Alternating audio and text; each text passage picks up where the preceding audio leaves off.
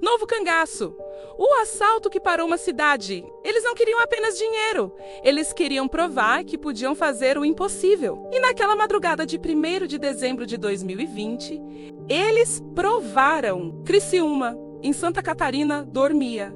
Mas a cidade acordaria diferente. Porque o que começou como um assalto a banco terminou como um aviso. Um aviso para o Brasil inteiro. Pouco depois da meia-noite, o primeiro estrondo rasgou o silêncio. Não foi um tiro isolado. Foi uma explosão seca, profunda, que fez janelas tremerem a quilômetros de distância. Em segundos, moradores se levantaram assustados. Alguns pensaram em um acidente de trânsito. Outros, em fogos de artifício fora de época. Mas o som que veio logo em seguida não deixava nenhuma dúvida. Eram rajadas longas, constantes, fuzis. Não era uma confusão, era uma demonstração de domínio. Criciúma, uma cidade acostumada à sua rotina tranquila, estava sendo cercada. Homens fortemente armados surgiam em pontos estratégicos como se já conhecessem cada rua, cada acesso, cada saída da cidade. Pontes foram bloqueadas, carros foram atravessados nas vias.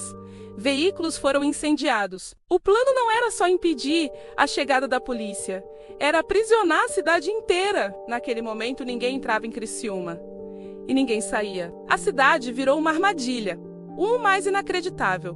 Porém, veio logo depois. Reféns começaram a aparecer, mas não dentro do banco como se poderia imaginar. Eles estavam nas ruas, eram pessoas comuns, trabalhadores, moradores, acordados à força pelo terror. Alguns foram amarrados aos carros usados pelos criminosos. Outros foram obrigados a caminhar à frente do grupo, formando uma barreira humana.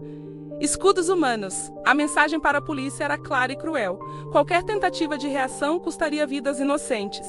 E as autoridades sabiam disso. Elas estavam de mãos atadas. Enquanto a cidade era mantida refém do lado de fora, o alvo principal, a agência do Banco do Brasil, era atacada como nunca antes. Explosivos de alto poder foram usados.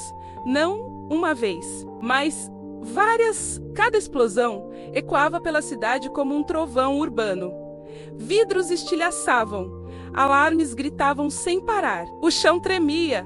Era impossível não ouvir. Era impossível não sentir o que estava acontecendo. A cidade inteira sabia, em tempo real, que algo completamente fora de controle estava em andamento. O mais assustador não era apenas o barulho ensurdecedor ou a violência explícita, era a organização. Os criminosos se comunicavam por rádio com uma calma desconcertante. Eles se moviam com precisão, sem gritos, sem correria, como um exército treinado. Alguns relatos daquela noite indicaram algo ainda mais perturbador. Eles pareciam antecipar cada movimento da polícia. Mudavam de rota segundos antes de uma possível abordagem. Recuavam de um ponto momentos antes de um cerco ser fechado. Era como se alguém estivesse observando tudo de cima, guiando o grupo em solo. Nada foi oficialmente confirmado sobre isso. Mas esse comportamento levantou suspeitas que até hoje inquietam os investigadores. Dentro das casas, famílias inteiras se escondiam no escuro, luzes apagadas, crianças mantidas em silêncio forçado pelos pais. Celulares no modo avião. As pessoas tinham medo até de respirar alto demais, porque qualquer som parecia um convite ao perigo que estava logo ali, na rua. E do lado de fora, o medo tinha uma forma bem definida. Armas longas, explosivos e homens que não demonstravam nenhum pingo de pressa, nem de piedade. Para garantir a fuga, algo ainda mais cruel foi feito. Explosivos foram espalhados por diversas ruas da cidade. Alguns eram verdadeiros, outros eram falsos, mas ninguém sabia quais eram quais. Cada mochila abandonada, cada objeto estranho, cada sacola deixada para trás se tornava uma ameaça em potencial. A polícia foi obrigada a recuar ainda mais, perdendo um tempo precioso que corria a favor dos criminosos e contra todos os outros. O que torna esse caso tão inacreditável não é apenas a violência, é o tempo. Por quase 2 horas, uma cidade inteira ficou sob o controle absoluto de um grupo criminoso, sem que nada pudesse ser feito. Foram horas de tensão, horas de espera, horas sem nenhuma resposta. Quando o céu começou a clarear, o cenário que surgiu era devastador. Agências bancárias destruídas, carros queimados bloqueando as ruas. o asfalto coberto de cápsulas de munição e notas de dinheiro espalhadas pelo vento. As ruas, antes tomadas pelo barulho da guerra, agora estavam em um silêncio assustador. E então, eles começaram a desaparecer. A fuga foi tão silenciosa e cirúrgica quanto a invasão. Os veículos usados no ataque foram abandonados e trocados por outros. Rotas secundárias e de difícil acesso foram usadas para deixar a cidade. O grupo se dividiu, sumindo em direções diferentes. Quando a polícia finalmente conseguiu avançar com segurança, já era tarde demais. Eles não estavam mais ali. O Brasil acordou naquele dia com imagens chocantes. Vídeos gravados por moradores corajosos viralizaram nas redes sociais. As cenas de explosões, dos reféns sendo usados como escudo, dos fuzis apontados para todos os lados, o país assistia, incrédulo, a uma cena que parecia saída de um filme de ação de Hollywood. Mas não era ficção.